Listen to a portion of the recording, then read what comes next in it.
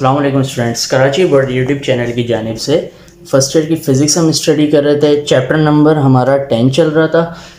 तो chapter number 10 के हमने कुछ न्यूमेरिकल्स डिस्कस करने हैं।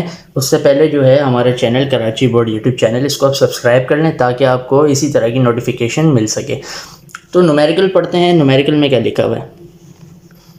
An object of 4 centimetre height. एक ऑब्जेक्ट है, उसकी हाइट है 4 सेंटीमीटर की ना, is placed at 12 centimetre distance from a converging lens. उसका जो डिस्टेंस है ऑब्जेक्ट का कन्वर्जिंग लेंस से 12 सेंटीमीटर का डिस्टेंस है। फिर उसके बाद कह रहा है कि भाई ऑफ 10 सेंटीमीटर फोकल लेंथ, और फोकल लेंथ दे रहा है आपको 10 सेंटीमीटर की। फाइंड द पोजीशन मालूम करनी है, nature and height of image. तो ये तीन की तीन चीज़ें आपको मालूम करनी है। अब यहाँ पे देखते हैं height of object. Height of object को हम ज़ाहिर करेंगे h और छोटा सा o लिख देंगे। हाइट ऑफ ऑब्जेक्ट 4 सेंटीमीटर था। फिर उसके बाद जो था लेंस से लेकर ऑब्जेक्ट तक का जो डिस्टेंस है वो कितना है 12 सेंटीमीटर, तो हमने ये लिख दिया। फिर उसके बाद फोकल लेंथ जो दे रहा है, फोकल लेंथ दे रहा है 10 सेंटीमीटर की, आपने फोकल लेंथ लिख दिया। तो अब यहाँ पे आप गौर करें तो सेंटीमीटर में ही होगा ये सब, ये जितनी भी लेंथ्स हैं ये सब की सब सेंटीमीटर में ही होंगी। ये सारी लेंथ सेंटीमीटर में क्यों लिखी है? क्योंकि जो है ज्योमेट्रिकल ऑप्टिक्स जब हम स्टडी कर रहे होते हैं, इनकी लेंथ्स जो होती है बहुत ज़्यादा छोटी होती हैं, तो इस वजह से हम इसे सेंटीमीटर में ही रहने देते हैं, इसे हम मीटर में कन्वर्ट नहीं करते। अब उसके बाद फाइंड द पोजीशन का मतलब है भाई इमेज की बात हो रही है ना, आखिर में लिखा हुआ इमेज। तो इमेज की जो पोजीशन है उसको जाहिर करेंगे हम Q से, नेचर मालूम करनी है और हाइट ऑफ इमेज मालूम करनी है HI। तो ये तीनों चीज़ें आपने रिक्वायर्ड में लिखी। फिर उसके बाद मैंने लास्ट में आपको बताया था कि एक फार्मूला होता है हमारे पास, thin lens formula. Thin lens फार्मूले के लिए आप क्या करेंगे? Thin lens formula 1/f = 1/p + 1/q। इसी तरीके से लिख लिया आपने। अब आपने देखा भाई फोकल लेंथ आपके पास है कितनी है, फोकल लेंथ की जगह पे आपने 10 पुट कर दिया। फिर इसी तरीके से ऑब्जेक्ट डिस्टेंस वो है 12, आपने 12 लिखा, और Q तो फाइंड करना है, Q को ऐसे ही आपने छोड़ देना है। फिर उसके बाद ये वैल्यू जो है प्लस की है, इक्वल की उस साइड पे जाके ये माइनस की हो जाएगी, ये आपको नज़र आ रही है। अब आपने इन दोनों वैल्यूज़ का एलसीएम लेना है। कैसे भाई? अब दोनों वैल्यूज़ को आप करेंगे मल्टीप्लाई।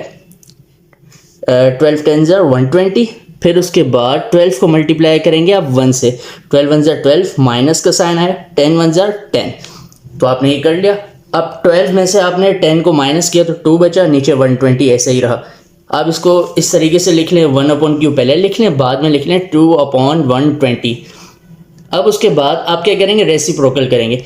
रेसिप्रोकल करेंगे तो नीचे वाला q ऊपर आ जाएगा और नीचे 1 बच जाएगा, 1 नीचे बच जाएगा तो उसे हम नहीं लिखेंगे।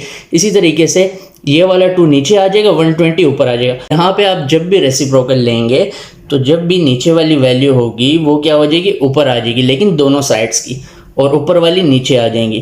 ठीक है, तो ये 2 नीचे आ गया, 120 ऊपर चला गया।